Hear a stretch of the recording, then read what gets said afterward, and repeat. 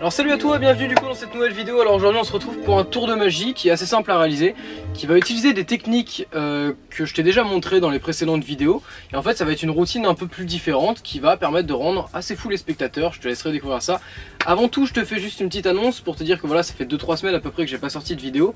Tout simplement c'est parce que je suis en train de monter un projet qui est assez gros, donc je t'en parlerai dans les prochains jours, dans les prochaines semaines à venir. Et du coup je te laisse tout de suite pour la démo du tour de magie en question. Ok, alors du coup pour la démo de ce tour, donc tout simplement comme d'habitude on demande à un spectateur de choisir une carte dans le jeu. Donc voilà, par exemple, hop, on prend celle-ci. Je vous la montre, je la regarde pas, et là maintenant on demande au spectateur de me dire stop quand il le souhaite. Il me dit stop par exemple ici, et hop, je viens mettre sa carte dans le jeu. Maintenant ce que je viens faire c'est que tout simplement, je la perds dans le jeu, donc de cette façon. Donc voilà, aucun break, rien du tout. Et là, on va simplement lui expliquer que malgré que sa carte ait été perdue dans le jeu juste avant, si je claque des doigts, hop, elle est remontée sur le dessus du jeu. Maintenant ce qu'on peut faire, c'est reposer la carte sur le dessus du jeu, couper le jeu. Donc bien évidemment quand on coupe le jeu, normalement la carte ne peut pas se situer sur le dessus du jeu. Donc là on a le valet de trèfle. Et pourtant, si je claque des doigts, hop, la carte se retrouve sur le dessus du jeu.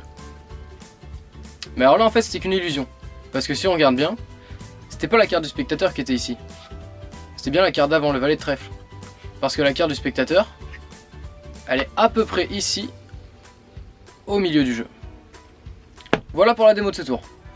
Alors du coup, comme d'habitude, on se retrouve de l'autre côté de la caméra pour que je vous explique plus en détail comment fonctionne ce tour. Alors, bien évidemment très simple, donc comme au début, ça fonctionne comme beaucoup de tours de magie que je vous ai déjà présenté. Donc on fait choisir une carte, toujours la même chose.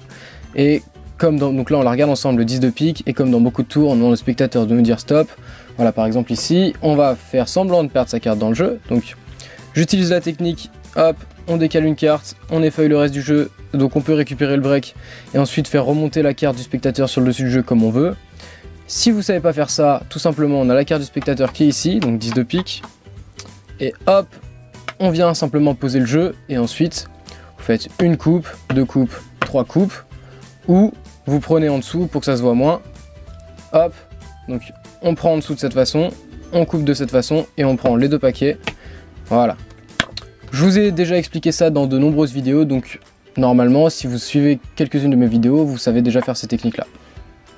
Donc le principe tout simplement c'est de faire choisir une carte à un spectateur, de lui faire perdre la carte dans le jeu, entre guillemets, et ensuite de la refaire remonter sur le dessus du jeu avec la technique que vous souhaitez en fonction de votre niveau. Une fois que la carte du spectateur est remontée sur le dessus du jeu, on va tout simplement claquer des doigts et lui montrer qu'elle est remontée sur le dessus du jeu. Donc bien évidemment c'est beaucoup plus pertinent quand vous utilisez, donc quand vous perdez vraiment la carte comme je fais et que vous utilisez par exemple le pass de cette façon. Donc hop, la carte remonte, le spectateur il voit rien du tout. Mais si vous n'êtes pas à l'aise avec cette technique et si vous n'avez pas le niveau, c'est pas grave puisque le reste du tour de magie va permettre d'améliorer justement la pertinence du tour. Alors, on a le 10 de pique ici sur le jeu. On lui a montré au spectateur qu'il était là, et là j'utilise la technique où en fait je vais couper le jeu, donc de cette façon, je tiens le jeu comme ça, je prends mon index, je fais ça, et au final je remets le jeu en dessous.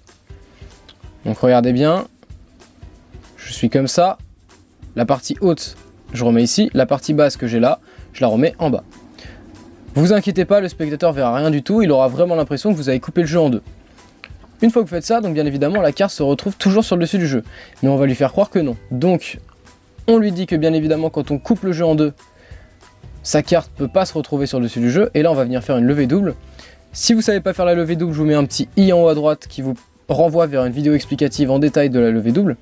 Donc hop, une levée double, on montre qu'ici on a un valet de cœur, on repose le valet de cœur, on claque des doigts, et hop, le valet de cœur s'est transformé en 10 de pique. Et là, la petite nuance, c'est qu'on va expliquer au spectateur que finalement, on lui a montré le 10 de pique, mais c'était qu'une illusion, puisque si on regarde bien, et là on refait une levée double, c'était pas le 10 de pique, mais c'était bien le valet de cœur. Puisque, et là il va vous dire, mais oui d'accord, mais peut-être qu'en fait il y a le 10 de pique juste en dessous, ou n'importe quoi. Et là vous lui expliquez, donc on lui démontre que c'était bien le valet de cœur, puisque, hop, on fait ça, et là donc deux techniques pour faire en sorte, puisque bien évidemment la carte du spectateur est ici, il y a deux techniques pour montrer au spectateur que sa carte se situe au milieu du jeu. Il y a celle que j'ai utilisée dans la démo qui est celle-ci, donc j'ai coupé le jeu de cette façon et j'ai fait ça. Alors ça peut paraître super simple parce que regardez bien. j'ai quand même la carte du spectateur qui est ici, et le Vaidker du coup qui se situe en deuxième position puisqu'on a fait la levée double. Faut juste le faire rapidement et avoir confiance en son geste. Donc on est comme ça, je coupe, en fait je coupe la partie haute du jeu, je pousse la partie haute du jeu, et je montre qu'il y a le 10 de pique. Tout simplement. C'est aussi simple que ça. Faut juste le faire vraiment rapidement. Donc on est comme ça, on a le 10 de pique. Du coup je l'ai remis dans le jeu. Il va falloir aller le chercher. Hop, on a le 10 de pique du coup qui était là, sur le dessus du jeu. Donc le valet de cœur juste ici. Je vous remontre, je coupe. Et rapidement, hop, ça se fait vraiment en fait comme ça. Il faut couper. Et il faut que le spectateur ait l'impression qu'on n'a pas pris la partie basse, mais qu'on a pris la partie haute. Donc qu'il ait l'impression que j'ai fait ça. Hop. Alors que j'ai fait ça. C'est là la nuance de cette petite technique. Donc quand on coupe, rapidement on fait ça. Donc on peut bouger les mains, si vous n'êtes pas très confiant dans votre geste. Vous pouvez bouger les mains, hop, et faire ça. Pour distraire un petit peu le spectateur en face. Sinon, très franchement, vous y allez, hop, on fait ça, on montre.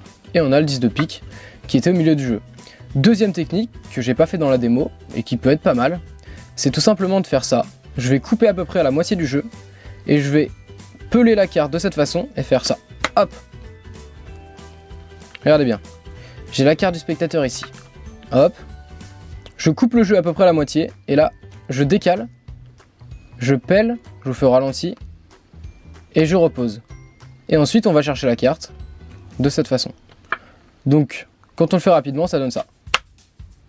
Et hop, la carte du spectateur, en fait, était au milieu du jeu. Donc voilà, ça paraît très simple. On a l'impression que le spectateur va s'en rendre compte. Mais au final, il connaît pas du tout ces techniques-là. Il sait pas du tout qu'on est en train de jouer avec lui. Et vous inquiétez pas, si vous êtes assez confiant dans votre geste et assez rapide dans ce que vous faites, il n'y a pas de souci, le spectateur verra absolument rien du tout. Donc voilà, j'espère en tout cas que les explications de ce tour de magie vous auront plu. Bien évidemment, ça vous a plu comme d'habitude. Vous pouvez me mettre un petit pouce comme ça, vous pouvez vous abonner sur le petit carré rouge juste en bas. Je vous tiendrai au courant des prochains trucs qui vont arriver sur la chaîne, puisqu'il va y avoir beaucoup de changements. Je vais mettre beaucoup de choses en place, donc vous serez tenu au courant le plus vite possible. Et quant à moi, du coup, je vous dis à la prochaine pour un prochain tour de magie justement.